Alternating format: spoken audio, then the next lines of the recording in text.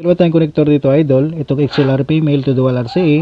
Tapos dual 6135 to dual RCA din. So pwede natin ito magamit ng sabay sa ating dalawang amplifier. Halimbawa itong XLR output gagamitin natin dito sa isa nating amplifier. So mag-output tayo dito, channel 1, channel 2. Ayan.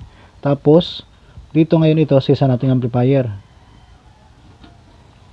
Ito naman tong dual 6.35 to dual RCA natin. Ito naman yung gagamitin natin sa TS output ng ating equalizer.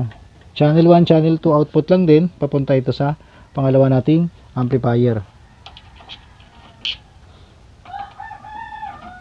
So kung ano ang selector ng ating bawat amplifier dyan idol, dyan tayo mag-input ng ating source na nanggagaling sa ating equalizer. So ngayon idol, may dalawa din tayong input dito na pwede pagpilian sa ating equalizer. Pwede tayo gumamit dito ng cellphone, laptop, gamit yung mga connector na katulad dito. XLR input ang gagamitin natin, 3.5 to dual XLR male.